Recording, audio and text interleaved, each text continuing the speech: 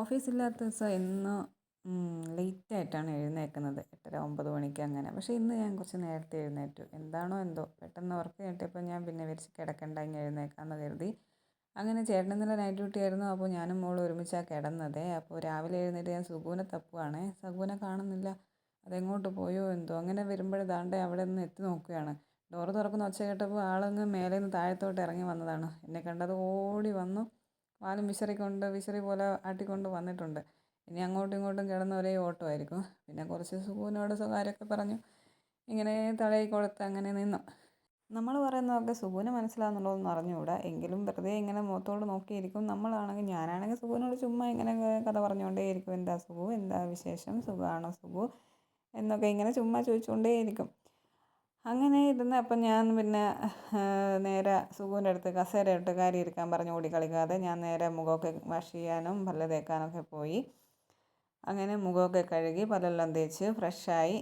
കുളിയൊന്നും കഴിഞ്ഞില്ല കേട്ടോ. ഫ്രഷായി അങ്ങനെ പുറത്ത് വന്നപ്പോൾ ഞാൻ വിചാരിച്ചു ക്ലീനിങ് അങ്ങ് തുടങ്ങാമെന്ന്. മുറ്റത്തൊക്കെ നിറയെ ഇല വീണ് കിടക്കുന്നുണ്ടായിരുന്നു. അപ്പോൾ ഓഫീസിൽ പോകുന്ന ദിവസം എനിക്ക് ഡെയിലി ഒന്നും അടിച്ചു വരാൻ കഴിയാറില്ല. ചേട്ടനാണ് അധികം അടിച്ചു വരാറുണ്ട്. കാരണം എനിക്ക് പൊടി ഭയങ്കര അലർജിയാണ്. അപ്പോൾ ചേട്ടനുള്ള ദിവസം ചേട്ടൻ തന്നെ അടിച്ചൊക്കെ വരും. എൻ്റെ അടുത്ത് ചെയ്യണ്ടെന്ന് പറയും. അപ്പോൾ ഞാനിപ്പോൾ ടവലൊക്കെ കെട്ടി ഒരു സെക്യൂറൊക്കെ ആക്കി അങ്ങനെ ക്ലീനിങ് തുടങ്ങി. കാരണം അകത്തെ പണിയേക്കാളും പാടാണ് പുറത്തെ. കണ്ടില്ലേ മുറ്റമൊക്കെ നിറയെ ഇലയാണ്. ഇതൊന്നും മാസങ്ങളോളം ഉള്ളതൊന്നും അല്ല കേട്ടോ. നമ്മൾ ഒന്നിക്കൊന്ന് രണ്ടെണ്ണമൊക്കെ അടിച്ച് വാരാറുണ്ട്. ഞാൻ അടിച്ചില്ലെങ്കിലും ചേട്ടൻ അടിച്ച് വാരും. പക്ഷേ ഇത് നിറയെ മരം ആയതുകൊണ്ട് എന്നും ഇലകൾ വീണ് അടിച്ചു വാരി. പിന്നെ ഇടയ്ക്ക് മഴ പെയ്താൽ പിന്നെ അടിച്ചു വാരൽ നടക്കുകയില്ല. അപ്പോൾ എനിക്ക് ചണ്ടി അടിച്ച് വാരിക്കൂട്ടി കത്തിക്കുന്നത് ഭയങ്കര ഇഷ്ടമാണ്. ചെറുപ്പത്തിൽ എൻ്റെ നാട്ടിൽ ഇതുപോലെ ഇഷ്ടം പോലെ മുറ്റമുണ്ട്, ഇഷ്ടം പോലെ മരവും ഉണ്ട്, ഇഷ്ടം പോലെ ചണ്ടിയും വീഴും. അപ്പോൾ അന്നേ എനിക്കിതുപോലെ അടിച്ച് വാരിക്കൂട്ടി കത്തിക്കാൻ ഭയങ്കര ഇഷ്ടമാണേ. അപ്പോൾ ഇവിടെ വന്നപ്പം പിന്നെ സമയത്തിൻ്റെ ചെറിയൊരു പ്രശ്നങ്ങളുണ്ട്. എന്നാൽ പോലും ഞാൻ ലീവ് കിട്ടുന്ന ദിവസം ഇതുപോലെ ക്ലീനിങ്ങിനാണ് മെയിനായിട്ട് ഞാൻ സമയം കളയുന്നത്. അങ്ങനെ താഴത്തെ അടിച്ചുവാരലൊക്കെ കഴിഞ്ഞപ്പോൾ ഞാൻ ടെറസിൻ്റെ മണ്ടയിലോട്ട് കയറിയിട്ടുണ്ട്. അപ്പോൾ താഴെ നിന്ന് സുഗു ഇങ്ങനെ നോക്കുകയാണ് ഞാനെങ്ങോട്ട് പോയി. ഇടയ്ക്കിടയ്ക്ക് എന്നെ വന്ന് നോക്കുന്നുണ്ട് സുഗു. അപ്പോൾ അതിനിടയ്ക്ക് ഞാൻ മേലെ കയറിയിട്ട് സുഗുവിനെ ശുശു എന്ന് വിളിച്ചു. അതാണ് എന്നോട് മേലോട്ട് നോക്കിയതേ. അപ്പോൾ ടെറസിൽ ഇച്ചിരി ഇല കുറവാണ്. സാധാരണ ഞാനിപ്പോൾ കുറേ ദിവസമൊക്കെ എടുക്കുകയാണെങ്കിൽ ടെറസ് നല്ലതാകും. അപ്പോൾ ഇടയ്ക്കിടയ്ക്ക് ഇങ്ങനെ അടിച്ചു വരുന്നതുകൊണ്ട് ഞാൻ അടിച്ചില്ലെങ്കിൽ ചേട്ടൻ അടിക്കുന്നതുകൊണ്ട് ഇന്ന് ഇത്തിരി ഇല കുറവാണ്. അല്ലെങ്കിൽ എൻ്റെ നടു മുറിയുമായിരുന്നു. ഇന്ന് പുറകുവശത്ത് മാത്രമാണ് കൂടുതൽ ഇല വീണ് കിടക്കുന്നത്. അങ്ങനെ എല്ലാം അടിച്ചു വാരി ഞാൻ ചൂലൊക്കെ കഴുകി കയ്യും കഴുകി. അങ്ങനെ സുഗു അങ്ങോട്ടും ഇങ്ങോട്ടും ഓടിക്കളിക്കുന്നുണ്ട്. ഞാൻ പറഞ്ഞു ചേട്ടനിപ്പോൾ വണ്ടി എടുത്തോണ്ട് വരും. അപ്പോൾ സുഗുവിനെ ഇങ്ങനെ അഴിച്ചു വിട്ടാൽ പ്രശ്നമാണ്. അതുകൊണ്ട് ഞാൻ സുഗുവിൻ്റെ അടുത്ത് കസേരയിൽ വന്ന് കിടക്കാൻ പറഞ്ഞ് അവൻ കിടക്കുന്നേ ഇല്ല. അതിനിടയ്ക്ക് നമ്മൾ അണ്ണാൻ കുഞ്ഞും ഉറക്കം എളിഞ്ഞ് വന്നിട്ടുണ്ടേ. അപ്പോൾ അതിനടുത്ത് ഞാൻ പറഞ്ഞു വേഗം പുറത്തേക്ക് വിട്ടോളൂ എന്ന് പറഞ്ഞു. അതിനെ പുറത്തേക്ക് വിടുവാണേ. അതിനിപ്പോൾ രാവിലെ എഴുന്നേറ്റ് പോയി കഴിഞ്ഞാൽ വൈകുന്നേരം വരുകയുള്ളൂ. അതിനിടയ്ക്ക് 2 കാക്കകൾ അതിനെ നോക്കി നിൽക്കുന്നുണ്ട്. അത് സുഗുവിൻ്റെ ഭക്ഷണം കണ്ടിട്ടാണ് കാക്കകൾ അങ്ങനെ നോക്കി നിൽക്കണത്. അങ്ങനെ ഞാൻ നേരെ അടുക്കളയിലോട്ട് വന്നു. അടുക്കള ഞാൻ രാവിലെ തുറന്നൊന്നുമില്ലായിരുന്നു. നേരെ മുറ്റത്തോട്ട് പോയി ക്ലീൻ ചെയ്യാൻ തുടങ്ങിയത്. അപ്പോൾ നേരെ അടുക്കളയിൽ വന്നു ലൈറ്റൊക്കെ ഇട്ടു. അപ്പോൾ തലേന്ന് ചേട്ടനൊക്കെ നൈറ്റ് ഡ്യൂട്ടി ആകുന്ന ദിവസം ഭയങ്കര മടിയായിരിക്കും എനിക്ക്. പിന്നെ പെട്ടെന്ന് ഞാൻ കയറി കിടക്കും. അപ്പോൾ അതുകൊണ്ട് ഇച്ചിരി പാത്രങ്ങൾ കഴുകാനൊക്കെ ഉണ്ടായിരുന്നു. അടുക്കളയൊക്കെ നല്ല ക്ലീനാക്കി. സാധാരണ രാത്രി ഞാൻ മൊത്തം ക്ലീൻ ചെയ്താണ് കിടക്കുന്നത്. അപ്പോൾ ചേട്ടനില്ലാത്ത ദിവസം എനിക്ക് ഭയങ്കര ഉഴപ്പാണ്. അങ്ങനെ നേരെ ഞാൻ മക്കളുടെ റൂമിലോട്ട്, അതായത് അവർ പഠിക്കുന്ന റൂമിലോട്ട് വന്നു. കാരണം അവരുടെ പഠിക്കൽ രാത്രി പഠിത്തം കഴിഞ്ഞ് എല്ലാം ക്ലീൻ ചെയ്ത് ഒതുക്കി വെച്ച് പോകണമെന്ന് പറഞ്ഞാൽ അവർ കേൾക്കത്തൊന്നുമില്ല. എല്ലാം വാരി വെച്ചിട്ടങ്ങ് പോകും. അങ്ങനെ ഞാൻ രാവിലെ എഴുന്നേറ്റ് റൂമൊക്കെ ഒന്ന് ക്ലീൻ ചെയ്ത് ബുക്കൊക്കെ അടുക്കി പെറുക്കി അടിച്ച് വാരി എല്ലാം ക്ലീൻ. അപ്പോൾ ഒരുത്തി നല്ല ഉറക്കമാണ് അവിടെ കമ്പിളിയൊക്കെ പുതച്ച്. അപ്പോൾ അവിടെയുള്ള റൂമും കാര്യങ്ങളിലും കുറേ കടലാസും കാര്യങ്ങളൊക്കെ വെച്ചിട്ടുണ്ടായിരുന്നു. അതൊക്കെ ഒന്ന് ഒതുക്കി പെറുക്കി വെച്ചു.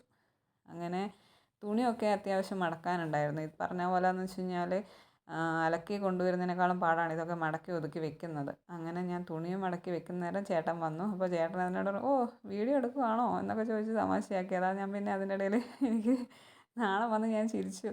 കാരണം വെച്ചാൽ ചേട്ടൻ വിചാരിച്ച് ഞാൻ രാവിലെ എഴുന്നേറ്റ് ലീവ് ഡേയ്സ് എന്ത് ഇവള് രാവിലെ എഴുന്നേറ്റ് ഇങ്ങനെ ക്ലീനൊക്കെ ചെയ്യുന്നുണ്ടല്ലോ. കാരണം ചേട്ടൻ സാധാരണ വന്നു കഴിഞ്ഞാലാണ് ഞാൻ എഴുന്നേൽക്കുന്നത് തന്നെ. ചേട്ടൻ കോളിംഗ് ബെൽ അടിക്കുമ്പോഴാണ് ഞാൻ എഴുന്നേൽക്കുന്നത്. അപ്പോൾ ചേട്ടനറിയാം ലീവുള്ള ദിവസം ലേറ്റായിട്ട് എഴുന്നേൽക്കും എന്നുള്ളത്. അതുകൊണ്ട് ചേട്ടനും 8:30 9 മണിയാകുമ്പേ വരുള്ളൂ. അപ്പോൾ ഇന്ന് ആൾ വരുമ്പം തന്നെ ഞാനിവിടെ ക്ലീനിങ്ങൊക്കെ തുടങ്ങിയപ്പോൾ പറഞ്ഞു എന്ത് ഇന്ന് നേരത്തെ തന്നെ ക്ലീനിങ്. അപ്പോഴാണ് എൻ്റെ ഫോൺ കണ്ടത്. ഓ ഇവിടെ വീഡിയോ എടുക്കുവാണോ, ഓക്കെ എങ്കിലും വീഡിയോ എടുക്കാൻ വേണ്ടിയാണെങ്കിലും രാവിലെ എഴുന്നേറ്റ് ഇതൊക്കെ ചെയ്യുന്നുണ്ടല്ലോ എന്ന് കരുതിക്കാണ്. പക്ഷേ ഇത് ചെയ്യും കേട്ടോ. പക്ഷേ രാവിലെ എഴുന്നേൽക്കുന്നത് ഇച്ചിരി മടിയാണെന്നേ ഉള്ളൂ. അല്ലെങ്കിൽ എപ്പോഴാണോ എഴുന്നേൽക്കുന്നത് അന്ന് ആ സമയം മുതൽ ഞാൻ ക്ലീനിങ് തുടങ്ങുമേ. ഞാൻ വിചാരിച്ചു ആദ്യം വൈകുന്നേരം കത്തിക്കാമെന്നാണ് വിചാരിച്ചത്. പിന്നെ ഞാൻ വിചാരിച്ചു വേണ്ട, ഇടയ്ക്കെങ്ങാനും മഴേനെയൊന്നും വിശ്വസിച്ചുകൂടാ, അതുകൊണ്ട് ഇപ്പം തന്നെ കത്തിക്കാമെന്ന് വിചാരിച്ചു. പിന്നെ കത്തിച്ച് തീരുന്നവരെ ഞാനവിടെ നിന്ന് കേട്ടോ. കാരണം കഴിഞ്ഞ ദിവസം ഇവിടുത്തെ ഓണർ വന്ന് കത്തിച്ചപ്പോൾ അതിൻ്റെ കൂടെയൊക്കെ കത്തി പാളിപ്പോയി. പിന്നെ അത് അപ്പുറത്തെ വീട്ടിൽ അവരെയൊക്കെ വിളിച്ചിട്ടാണ് തീ കെടുത്തിയത്. കാരണം ഞാൻ ഓഫീസിലും ചേട്ടനും പുറത്ത് പോയിരിക്കുകയായിരുന്നു. അതുകൊണ്ട് ഞാൻ കത്തി തീർന്നവരെ അവിടെ വെച്ചു. നേരെ ഞാൻ വന്നത് പിന്നെ എൻ്റെ തലയിൽ താരൻ്റെ കുറേ പ്രശ്നങ്ങളുള്ളത് കൊണ്ട് ഞാൻ ഹോസ്പിറ്റലൊക്കെ കാണിച്ചിട്ടുണ്ടായിരുന്നു ഇവിടെ.